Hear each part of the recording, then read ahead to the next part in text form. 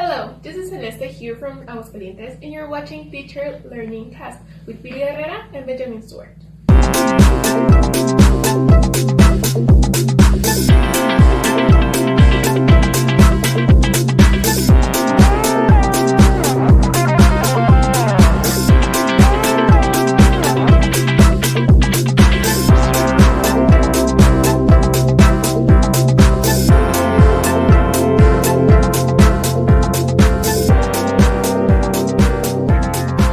Hello and welcome to Teacher Learning Cast, episode number 16, this day, June 30th, 2018. My name is Benjamin Stewart, calling from beautiful Aguascalientes, Mexico.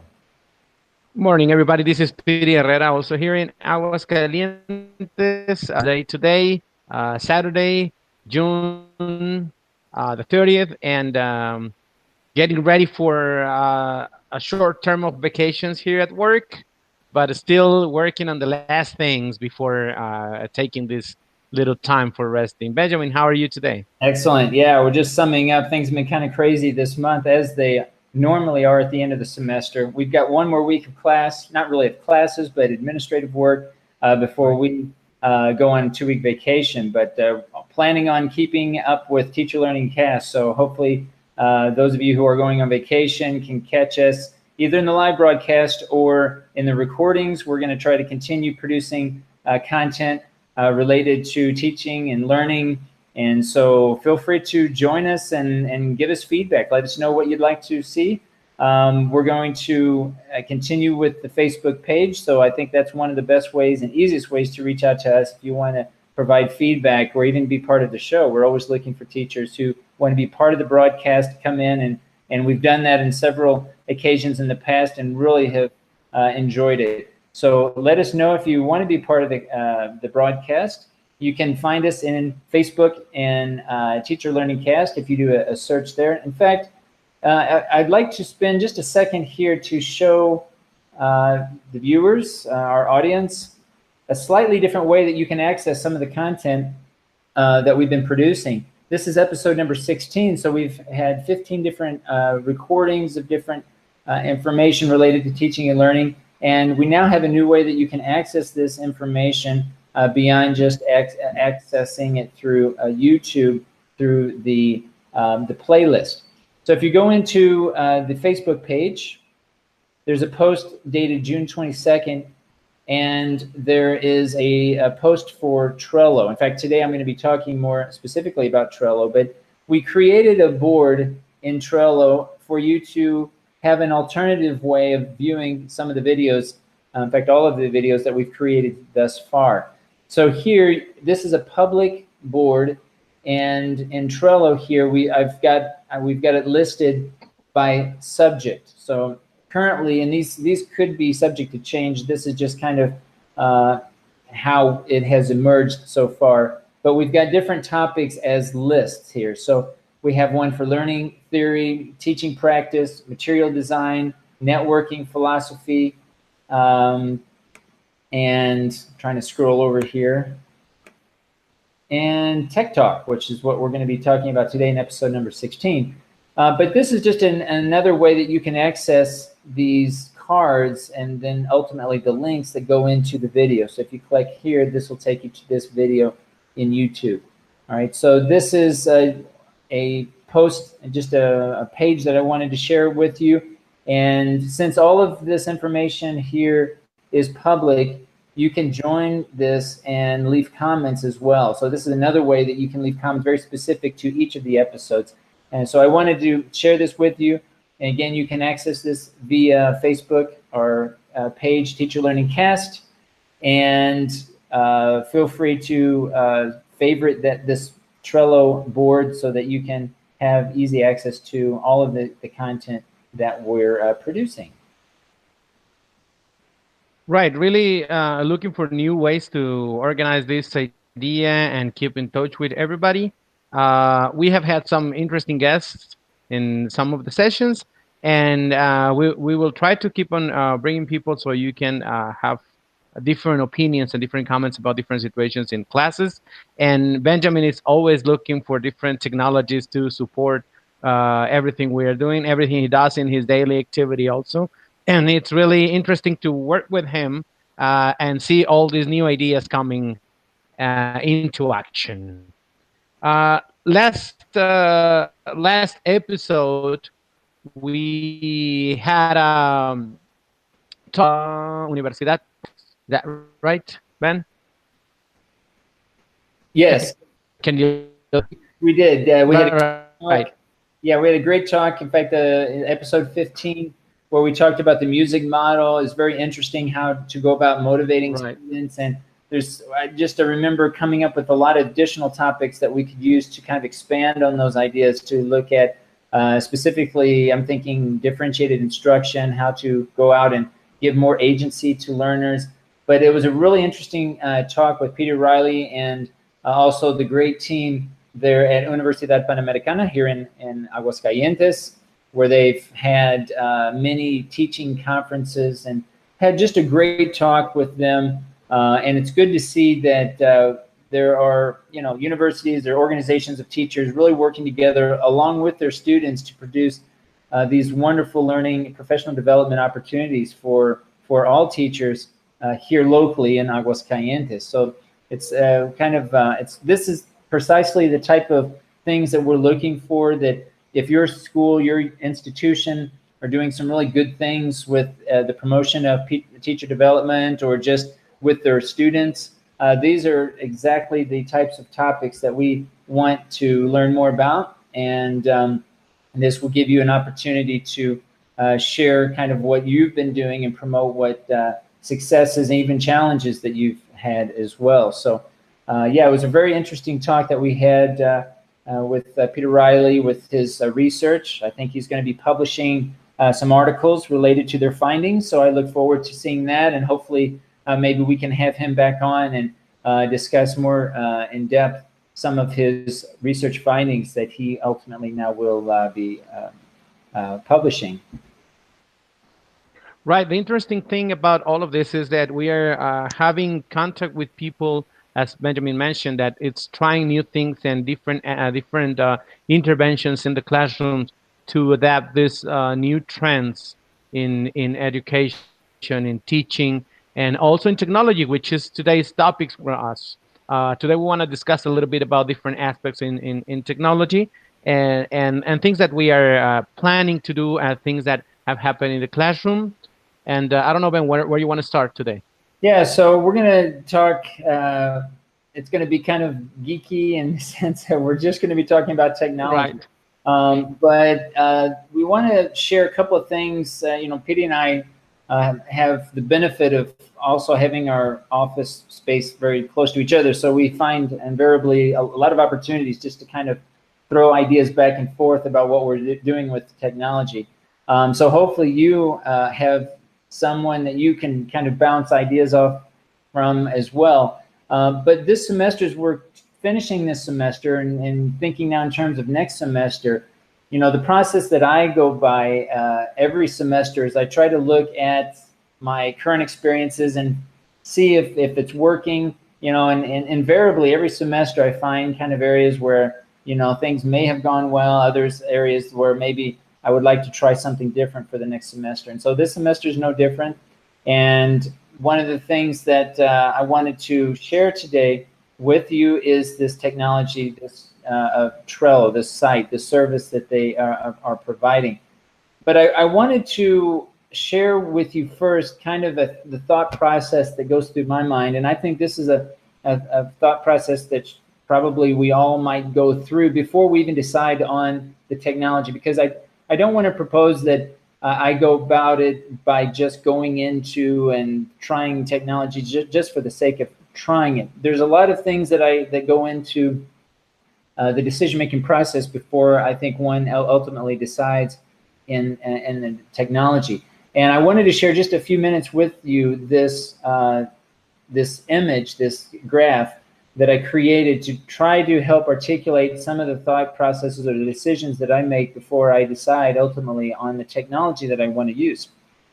So here in this image, in the middle of this really are the theories, right? So it's all based on the theories that we either espouse, those are the ones that we promote and talk about, and the ones that we actually use, the in-use theories. So the theories really are, and I use the word theories in the plural because I think ultimately it's more about using a variety of different theories, whatever those theories are. There's seldom maybe just one theory that we all are using, that there's probably a combination of theories, right? So regardless of what those theories are, there are certain theories that are going to be part or provide the basis of the learning experience that you find yourself in. Now, based on those learning theories, there are really two main decisions here that I think that we need to ask ourselves. And the first is the type of communication that will be involved in how students communicate within themselves, and also the way that you, the teacher, will communicate with the students. The second being the delivery of content. So thinking in terms of communication, really, the idea is, how do you want your students to communicate?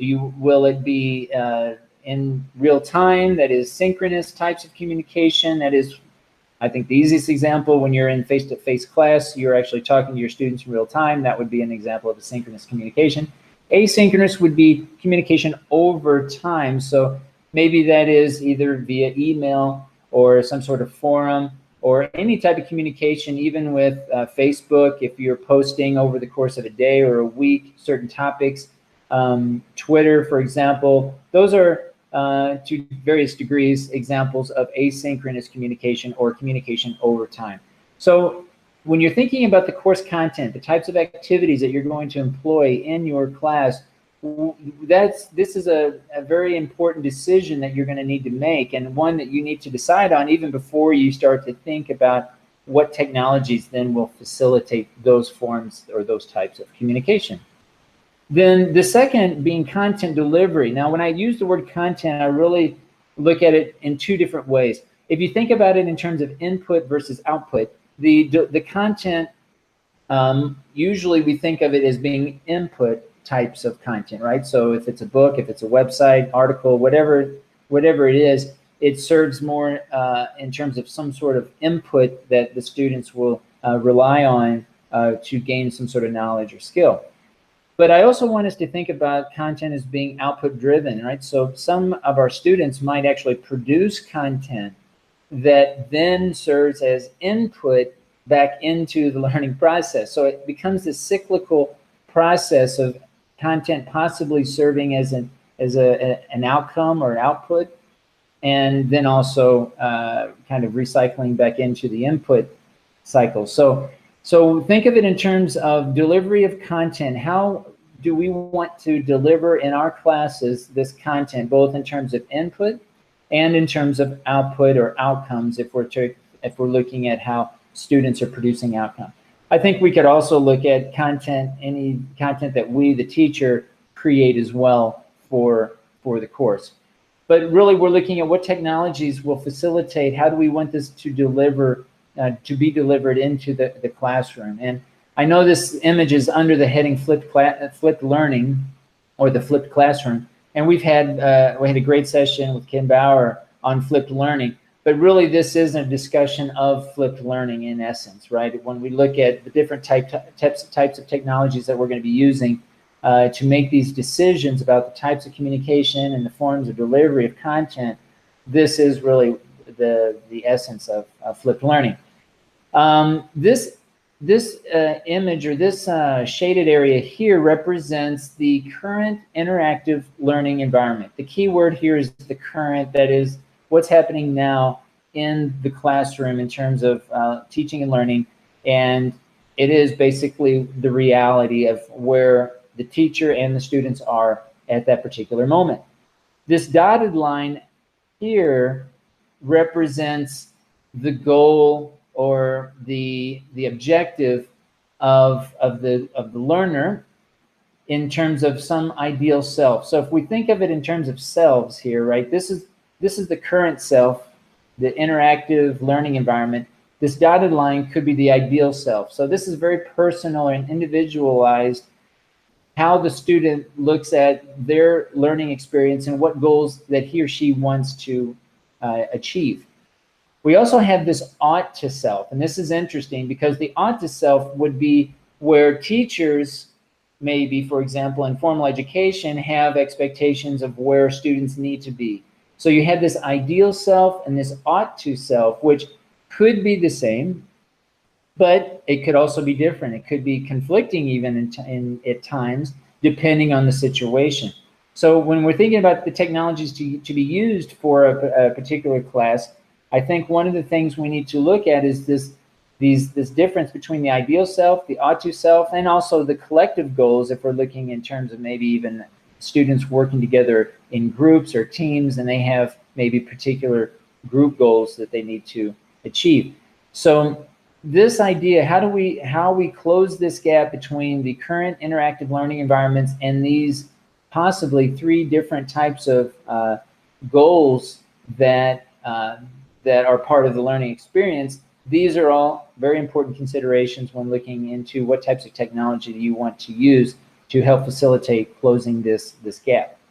Finally, the last decision, and I think probably the most important, and one that I wrestle with a lot myself, is this difference between closed and open learning environments. So how open or closed do we want to make the learning experience in our class, right? So even when we look at students creating content, is that going to be made available publicly? Is this going to be made available only to the class? Is this going to be made available only to the institution only? Maybe other classes and from other semesters. All of those types of decisions need to be part of the process of determining what kind of technology one will ultimately use as a teacher. So I know there's a lot here, but basically the point here is that there are certain decisions we need to make when we decide on what kind of technologies we want to use. And this past semester, January, June of 2018, I used Canvas. And I'm not going to go into Canvas a lot, but I will say that Canvas is a wonderful learning platform. It's a learning management system, an LMS. And it is very useful if you're looking for something that is a complete system, that it's a complete platform where you can maintain grades, you can have discussions, you can have individual pages, assignments, everything can reside in this one space where students can access it using their own mobile technology. Since Canvas has a lot of good apps that they can use, there are no problems having students access their work and all of the content for the class in Canvas using their mobile apps, both for cell phones and also for tablets. So this is kind of where I'm coming from. And one of the reasons, I think one of the main reasons why I'm looking and considering something different from this platform is that I have a lot of writing classes, right? So a lot of my students are using Google Docs to share with me where I provide feedback. And in this platform, what I had my students do was they would work in Google Docs and then they would copy and paste certain assignments into Canvas as a grade. And it worked. I didn't really find particularly any problems with that per se, but I think it was just another additional step students had to go through and to submit an assignment. So one of the reasons why I decided on looking at other forms of technologies, I wanted to try to simplify that process, try to cut down the steps and having them have to first join Canvas and throughout the whole semester go back and forth between copying and pasting certain assignments into 2 different places. So this was, and the final thing is I wanted to have this as open as possible. This class is open because Canvas, which is part of infrastructure.com, they maintain these courses openly, which this course is completely open. So you can go to their Commons area and access all the open courses that they have. And this course that I created for my students was one of these courses that was made public to everyone. So so that was one of the kind of the rationale for moving from Canvas to Trello. Here is Trello, and this is the main page with the boards. Let me go back here first to show you the home page. Now, I've only spent a week with Trello, so this discussion today is just to kind of give you a very brief description of kind of where I'm at with Trello, and I'm not going to dive too deep because first of all, I'm not an expert in Trello, but I want to show you how easy it is really to, just after a week, to how you can bring in certain content for your course and actually have your whole course on Trello. So here, this is the home page, which basically just provides a quick view of highlights of any activity that has taken place in any of the boards that you've had. So here I have the different boards, and in fact, the board that I just showed you just a few minutes ago with Teacher Learning Cast, that was one of the boards. But I'm going to show you an example of a composition, which is a course I'm going to teach next semester for third to fifth semesters, students who are studying a BA to be English language teachers. And this composition course is a 16-week course, and it's divided into 4 units.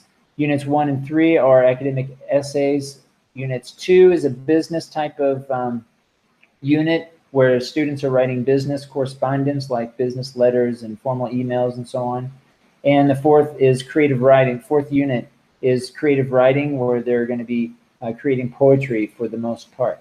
So here you'll notice in this board that I've divided all of the lists. These are lists by weeks. Okay, so we're looking at one board, and each of the lists I've divided into weeks, and each list have what's called cards. Okay, so here we have all of the 16 weeks for the course divided into different lists. And again, you'll see, because I've just started, there's some, I have more content in certain weeks and than others, and this is just because I am still working on this. This is going to be for next semester, August of 2018. So here you'll notice that I have this set up in different weeks, and what I really like about the Trello platform here is that you have these labels, and I want to show you here under menu and labels. These are the labels that I'm currently considering for this course, and of course you can add labels and change the names and colors and all of that, but what I really like about this is coming up with a good labeling system where I can identify each of these cards. Each of these cards is going to be either an activity, or it could also be content. It can really be anything that you want it to be, but I like how I can label these different cards, and over time I can get a bird's eye view, right, of the different types of activities and discussions that I'm having with my students, so I can see if I have kind of a balanced approach. I know that this pink color are for strategies, so I can look at my scheduling throughout the week to see, okay, do I have enough strategies that I'm working with my students so that they can have kind of a metacognitive approach to their learning throughout the course. I know that black is for assignments, that they're going to receive a grade, right? So I can kind of see from a bird's eye view when they're going to be graded, and they can see this as well as they become more familiar with this labeling system.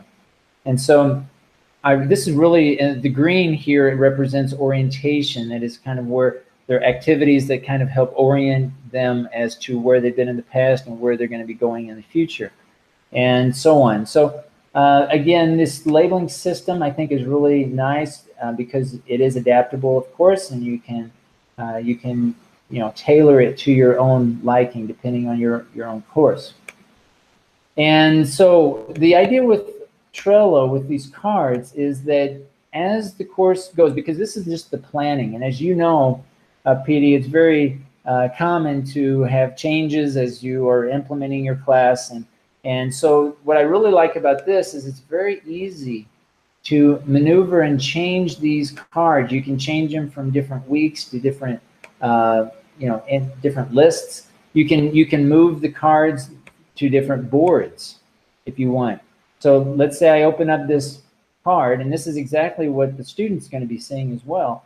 You might have a description here, but you can move these to different boards, different lists. It's very adaptable in that sense. Whoops, didn't want to do that. And so that's what I really like about this. You can create a calendar and have a calendar view for students, especially for like assignments. And I don't have, like here you'll see a few now that they start to pop up. Any of these cards, you can set dates, and those dates then will appear in the calendar. So this is another view that they can access.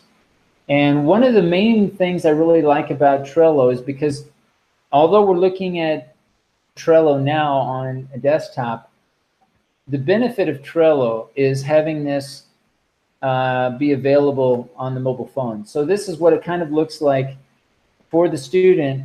And for the most part, you know, students are using their cell phones to access the information. So this is what it looks like for them. You'll notice composition being right here. Okay, and of course, all of this updates automatically on the web. So as I update it, they see these updates on their phone. And this is, and it even maintains the same background. So if we compare the backgrounds here of the typewriter, it's the same as what it appears on the phone. And see, they can scroll over week to week and access the content very easily with their cell phone. And that you can, if you hold and click and drag, you can click and drag the cards around very easily as a teacher, not as the student, because I've shared this with students for them just to view the Trello website, so they're not able to edit. There are cases where you might create a board where you can have them be able to edit, and that's a whole nother dynamic.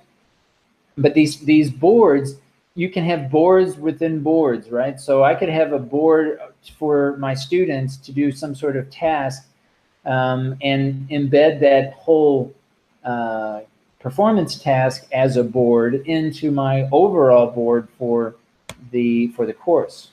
Okay, so I won't get into that right now, but I just want to show you what the students see and what I see as a teacher, and how easy it is for it now, for example, changing the background and just kind of navigating throughout Trello with the phone is really a joy. It's super easy, very intuitive, very user-friendly. Here you have some options with calendars, like I just added this calendar and so on. So this is essentially Trello, and one of the things I'm kind of debating on right now is to what degree I want to use Trello. I'm fairly convinced I want to use Trello next semester, but I'm not sure if I'm going to use Google Classroom, because I almost see that this as a replacement of Google Classroom as well, and just maintain student documents in Trello itself. The last thing I want to share, PD, if I could, is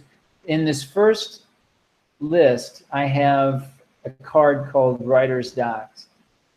And what I have here is an option to embed Google within the card. So here I've done it twice. I've done it as the syllabus. So here, this is an attachment of a document in Google that the students can access directly from the Trello card, and they can see the syllabus. And then the students can also access this open folder. This is a shared folder now within Google, where later I will add a list of all the student documents. And one of the things I always like to do in my class, in my writing classes especially, is to have students share their documents. And this is going to be a very easy way for them to share all of their documents with each other and with me. And I think having it set up this way, I like the integration of Trello and Google in this way. And this is just a few things that you can do. We haven't even talked about Twitter, or there's a Gantt chart that you can do if you're into Gantt charts. But just with Google alone and the calendar app, that it can also be linked to Google Calendar. There are many, many different ways to really streamline. I see streamlining the learning experience. Because for me, what I want to do is make it as easy as possible for me to, on the fly, share and organize my class with my students, so that it's very easy for them to see what we're doing at that particular time, what we've done in the past, and where we're going. And I think Trello, offering a bird's eye view like this, allows both me and my students to kind of see what we're doing and the activities that we're going to be doing.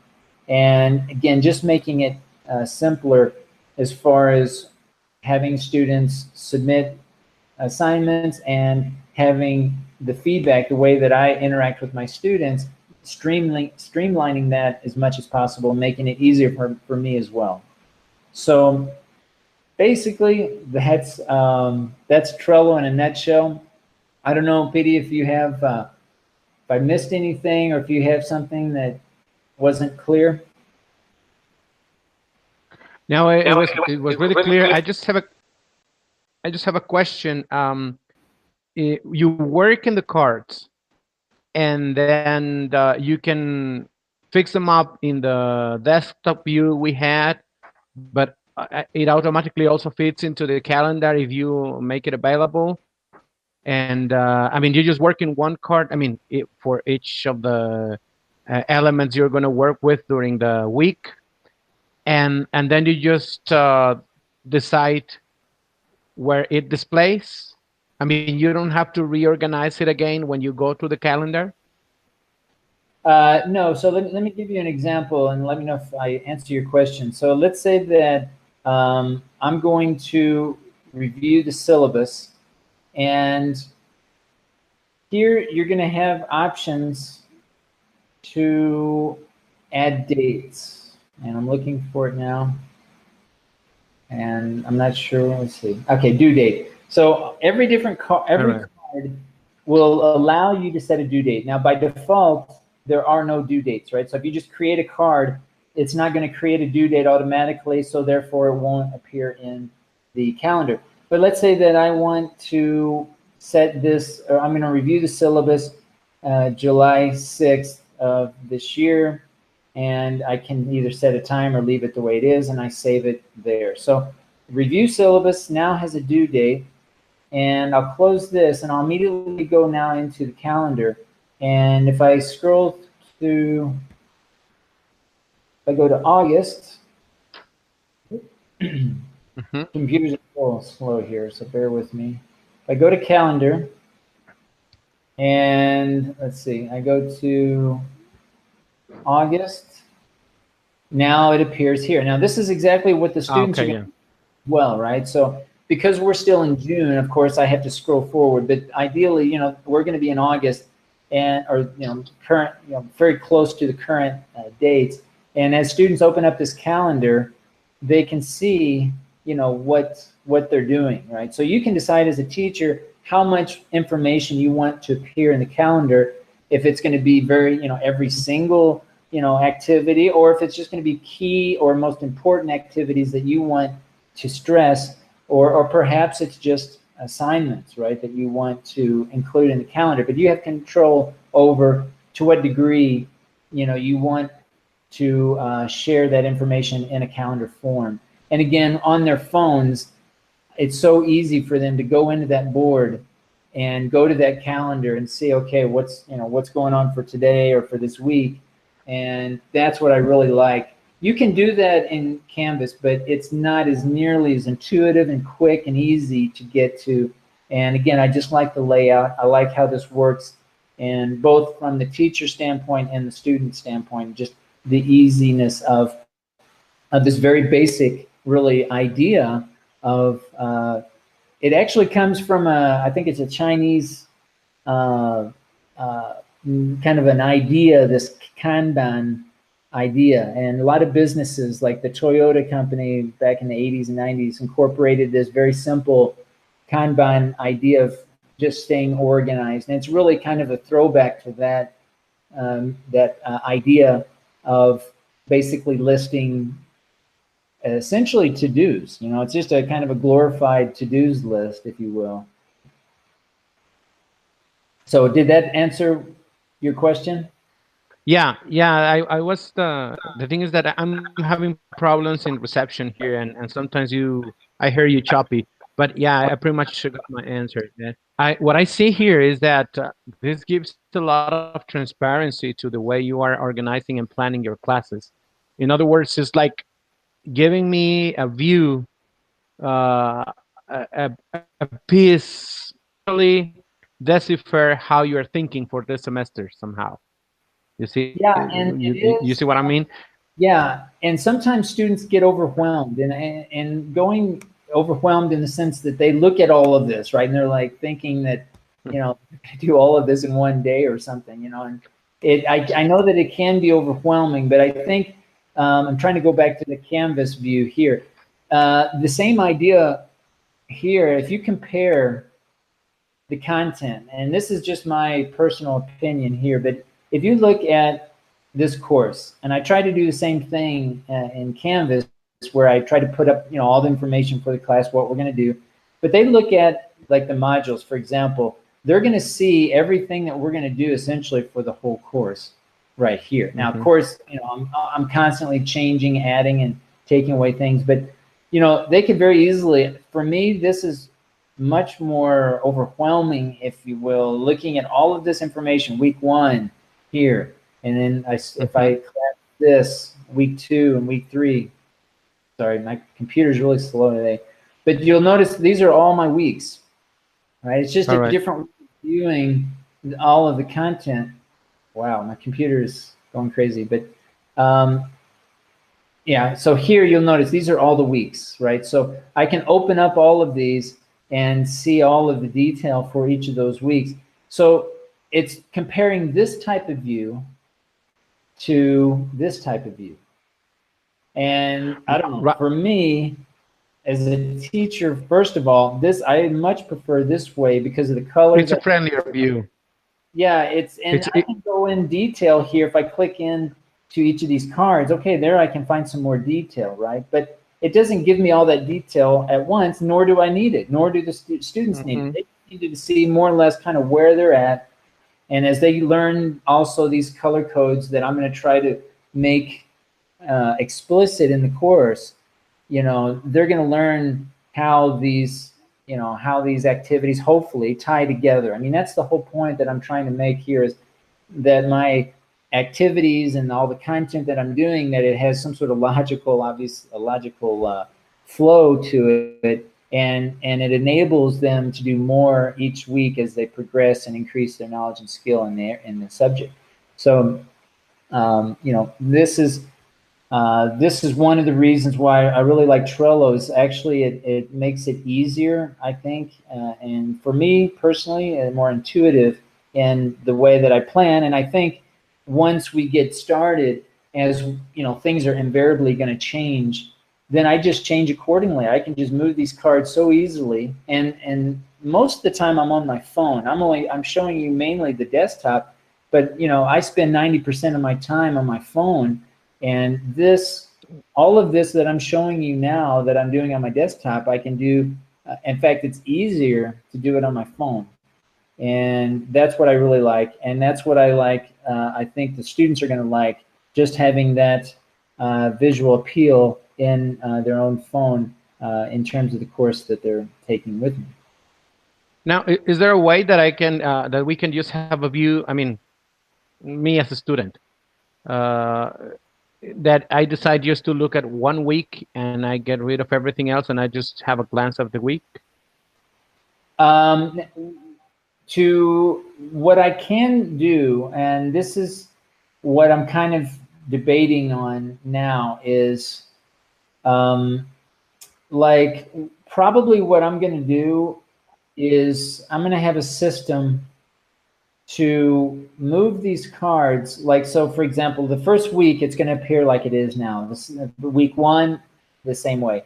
Now, when I hit week 2, probably what I'm going to do is I'm going to move this week over here, okay? And then leave everything else the same. Week 3 comes along, I'm going to move week 3 over here. Now, why am I going to do that? Because probably in the phone, when they open up their phone, I want them to first see getting started, and I could decide later, maybe I'll move getting started over too. But by default, that the first list is going to be the current week. And they can see then the history. I still haven't decided, but I'm going to try that. I'm going to see how it works. To answer your question, I don't think there's one way to open up just a week view to my knowledge. And again, I could be completely wrong. If anyone's watching this and is an expert or knows more about Trello than I do, please post your comment. but I don't think there is a way to. Now, what you can do, Petey, and I think this is probably the best way to do this. Let me go back. You can watch. You can watch a list. Okay, so I'm going to click here, watch, and again, I'm just kind of experimenting at this point. If I go back to my view, my home view, there should be a way to have your watch. Let's as see, a list, as the current as the list that I just. I have got to play around with this, but I think the home. This is the purpose of the home is to include the watch. If I go down here, yeah, I don't see it, but yeah. But there must be a way. But my point is that somehow I'm kind of a little bit more of simplistic. I like to have it as clean as possible with the just the exact information that may be needed for the current moment. So in a personal approach, I would rather prefer. I mean, it's really necessary sometimes to have these views with all the information, but maybe not at all time. And for example, in my personal preferences, I would rather go first through 1 week as simple as possible, just in the way to understand how it's organized and have a view. And then later on, having this view, I would know everything else is pretty much the same, and then I can have this wide view of everything else. But I mean, it's just a matter of focalizing, because if we have this whole week's view and you make emphasis on just one, obviously, well, you can focalize attention towards that. But yeah, that was pretty much the idea of having the view of a week, because somehow, for example, I don't know if you visit my sites, I try to keep it as clean as possible in every single page, like the minimum information required. No, you're absolutely right, and I know the students feel the same way, and I think this is one of the things that I'm still learning about here with Trello. I know that there's a way to do this, and I think that what we're going to find that there's students are going to have preferences on how they really like to access this, and I think Trello is going to give you those options. If and again, this post here, this page here where it says highlights, I think is going to be where that's going to occur. But what I can't find here is where the watch, and that's what I'm still learning about, and I'll follow up with that later. But there has to be a way to view those watched lists that make it easier for the learner, for the user to access that information.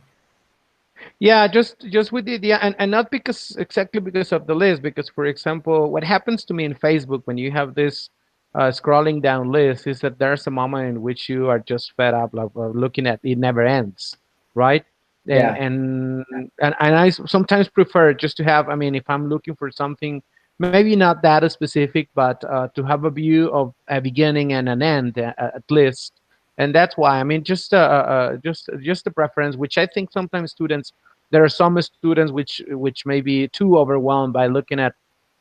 I mean, maybe there's not a lot of information, because right now this view that we are having right now in that view you had a moment ago, the kind of desktop, it's not really overwhelming. I mean, it's pretty simple if you take a look at it. But sometimes I sense students, just by looking at the size of the letter and the different colors and the amount of information, they just feel like, oh, what am I, or kind of lost. But just ideas. I mean, for all good things to think about and things that I still need to work through before I start.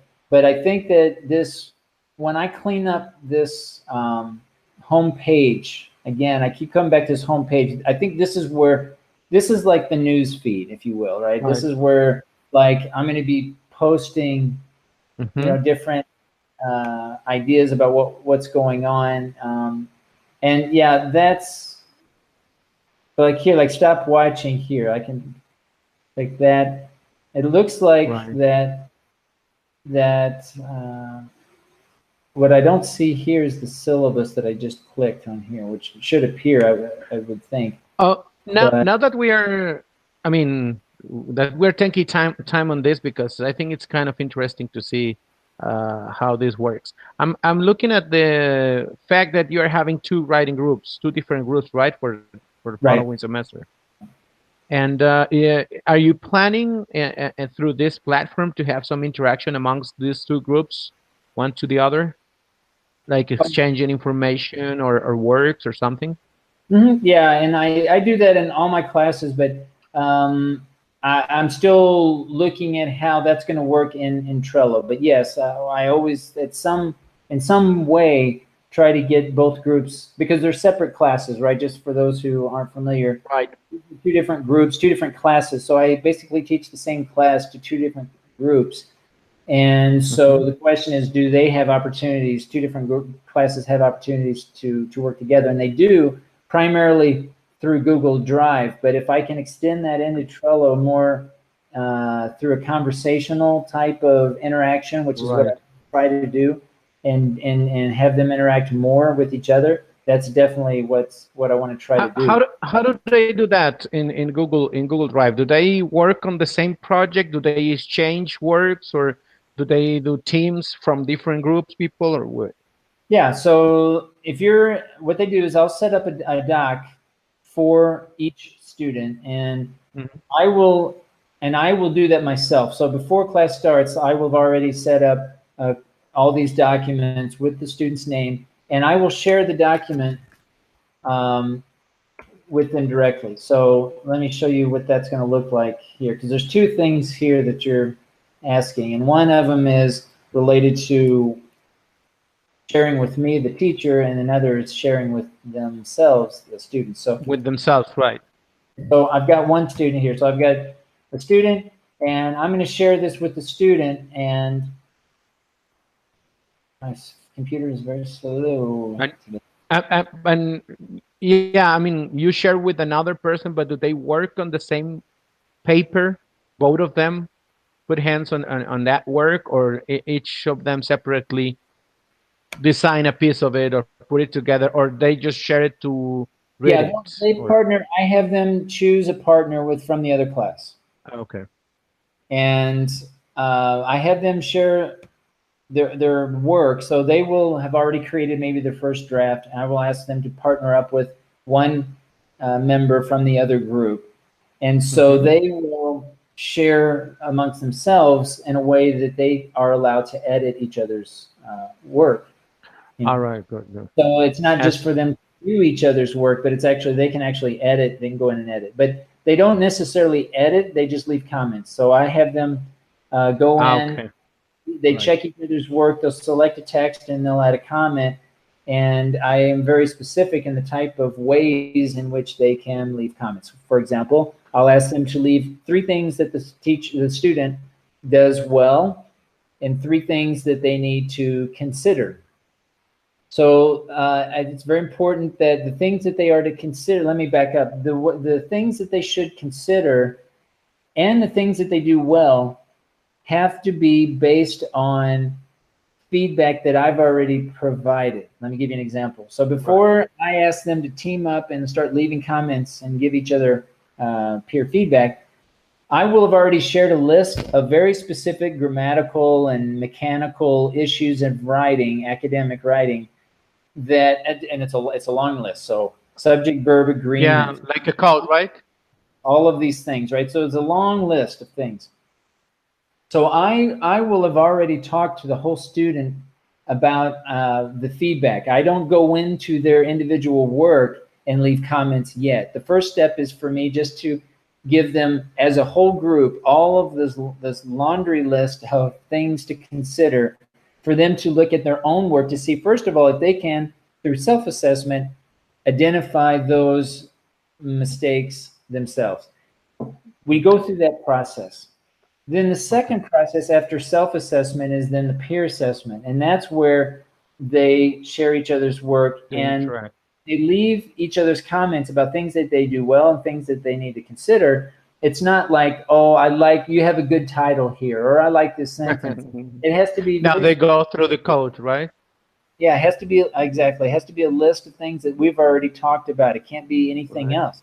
And there could be other things that are wrong as well. But my job I see is in the first step is to identify the most serious types of errors, make that explicit to the whole group, and then use that as the basis for peer assessment later on. Yeah, and so they pair up mostly for feedback and reading each other works and leaving comments and have this kind of interaction. My point in here, and that's why we kind of went through the academic aspect, I mean, the working aspect of the students, departing from the technological area. Like a long time ago, like 10 years ago, I was having a class, an online class, in which students interacted with the students from England. I had both groups. I was in England with the group, and I had the group here in Aguascalientes online. And the idea, and that's why my question was, the idea is that they interact in order to create products as pairs.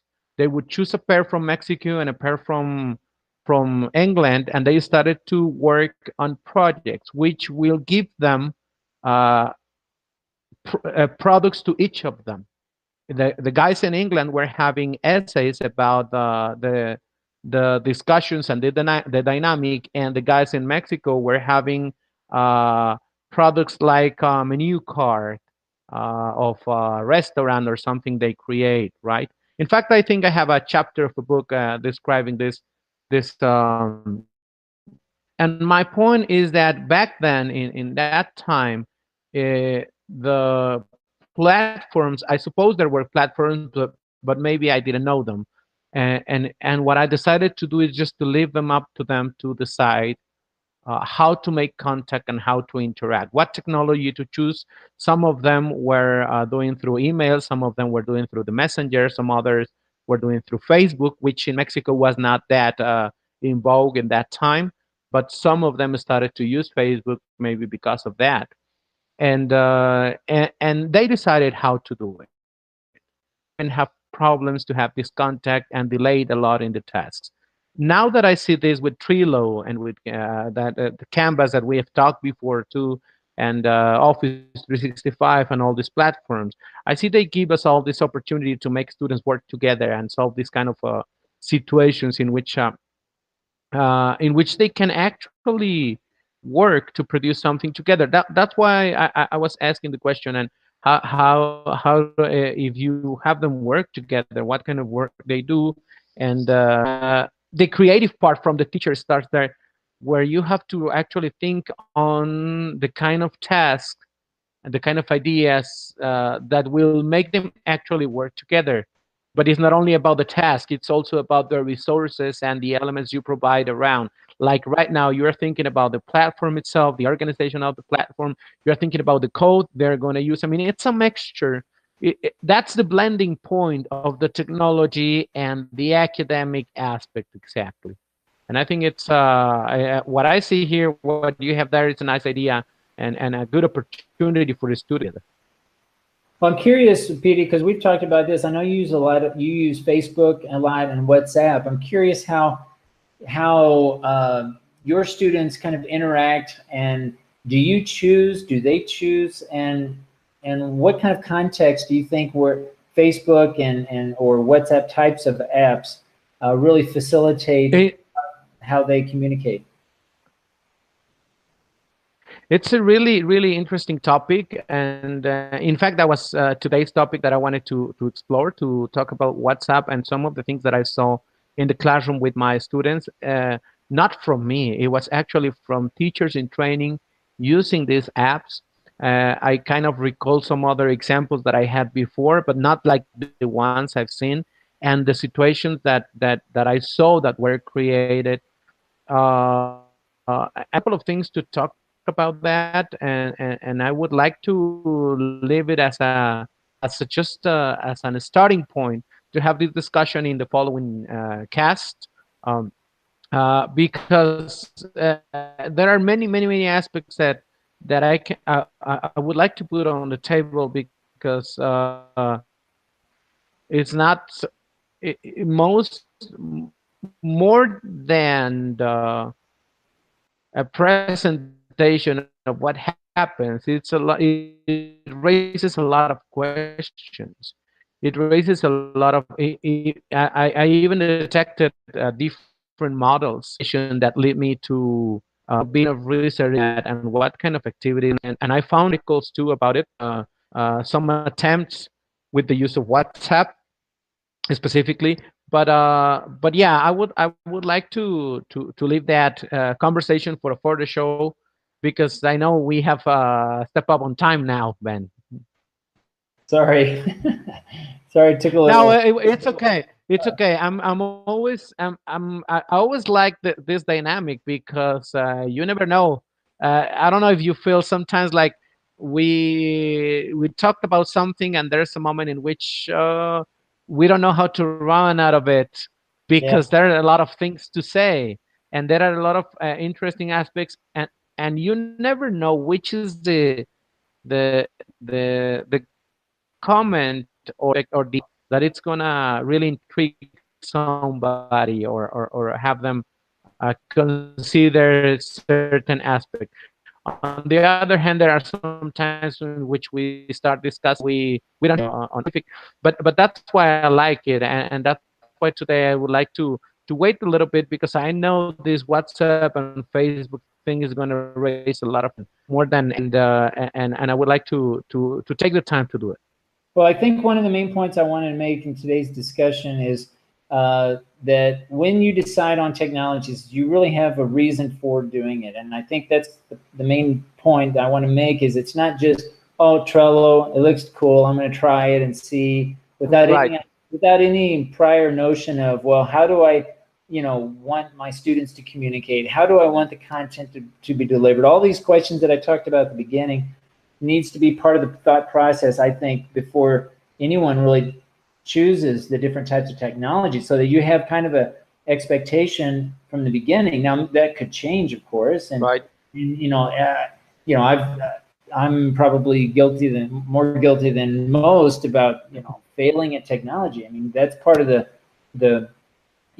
part of the, I guess, the lure of looking at different technologies is knowing, yeah, there's possible success, but it could also fail, right? So you have to try to know yourself as a teacher, your own personal preferences as a teacher, the profile of your group, the resources that are available at your institution and in your context, and make those decisions accordingly, right? And try to find out what what works, and reflect as you go through the learning process and throughout the semester. But the main point I want to make is really trying to put a lot of thought into why you're choosing certain types of technology. Right. And these questions that you're asking me are very good questions that I still have yet to answer, that I need to answer before I ultimately decide on using Trello. Like the views, like how are students going to find those boards? Is it going to be too much for them to look at? And those are all very good considerations that I still need to go through. But Ben, but look at this. I mean, for example, on one side, I'm talking about the views because of my way of thinking or preferences or comes to my mind. But at the same time, on the other hand, I made the first comment I made is that I can have a glance of how your mind is working about this course. It's a dichotomy there, where do I go? Because so maybe it's a matter of flexibility on the student. Yes, it's older and it's like that, and I suppose it's going to be really really helpful because it gives transparent. I mean, I keep four main aspects about this. Everything you mentioned about Trello. Four main aspects academically for, and not only for Trello but for any other platform. One of them, and there's no order in the way I put them, but one of them is the flexibility. How much flexibility you have in the institution to begin with, in the use of technology and the resources you have available, but also how much flexibility you are giving to students. I mean, all of them are combined, right? And part of this flexibility is this aspect of um, how do I view this? What's my, in which way me as a student gonna digest a little bit better this, in a simplistic way, in a more elaborated way, in a wide view, and so I would go for the idea of flexibility in this. Another of the aspects I detected is the transparency aspect I mentioned. It gives a lot of transparency to the way you organize your class, but it gives a lot of transparency to the way you are thinking and elaborating and putting things on the table, which leads me to what I just said. It gives me a piece of your mind. I can have a view of how you are structuring this, and it may be clearer for me as a student where's the direction. I mean, we I can understand the goal, but there are going to be differences and variations on the way I interpret it. Now, looking at this organization, I can have kind of a closer view to the way you are interpreting and organizing this idea of the class. So that about transparency. So one is flexibility, the other one would be transparency. Then another one would be the feedback part. It's a constant feedback on everything, because beyond the organization, you're having the works there, and you're having also interactions amongst the students, teacher, students, and all these kind of interaction patterns that to feedback for students. Feedbacks, even in the small details that we may be focusing on the task, but the students may be focusing with this flexibility on the idea that, oh, I'm at this task and I'm still missing all of those others, and and I still need some time. I mean, all of these aspects come together. So flexibility, transparency, feedback, and the last one I have, which I think it's one of the key aspects that you mentioned since the very beginning in the way, and the idea of selecting the platform is the between the kind of interaction that are going to happen during the semester and the goals themselves. And this is still a lot in training. You may focusing a little bit more on the goal at the beginning, or a little bit more on the interaction at the beginning. But at the end, or whatever you start your planning and organization, they have to be aligned. The kind of interactions that happens in the classroom be proper to lead students to, including and this is why I mentioned this at the end, interaction leading goals. But this interaction may take into consideration the other three aspects: the flexibility, the feedback you can have, and the transparency, and not only from the teacher, but transparency amongst each other. So, because you don't know where the learning is going to come from, whether the famous click is going to happen. Maybe it's never going to be with the teacher. Maybe the click is going to be when feedback, or maybe the click is going to be when I'm reading what I'm presenting at the end. So I think it was a very enriching talk, not only because of the platform, but because of the all of the elements that we can appreciate.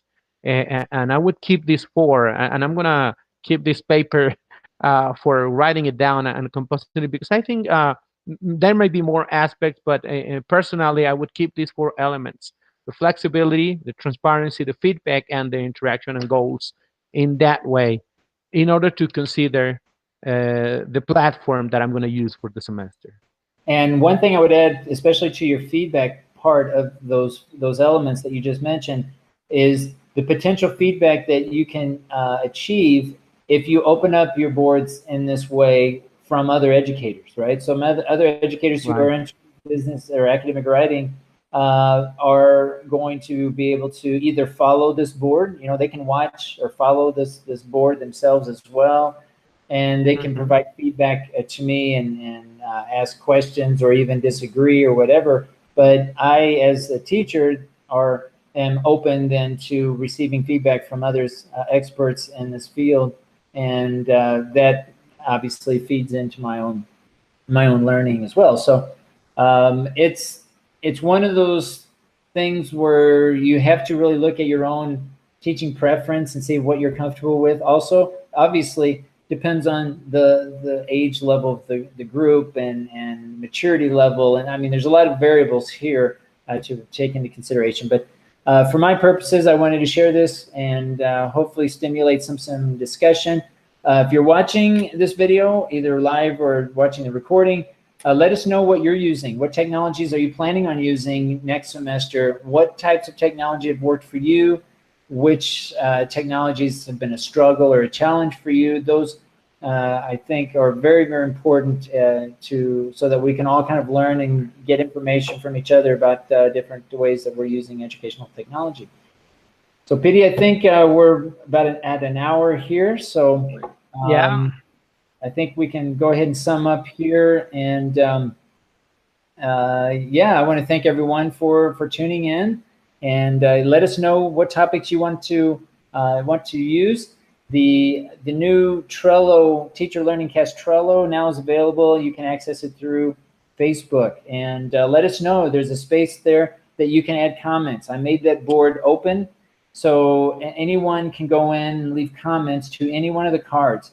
There's one list that is available precisely for possible topics, and that's where you can share your feedback if you want and leave us ideas about what you would like for us to talk about. Of course, you can leave comments in Facebook as well, and we take all those into consideration in our own planning for future teacher learning broadcasts. Yes, thank you, Ben. It was a really interesting talk. I want to thank also everybody that is watching or that will watch in the on-demand video.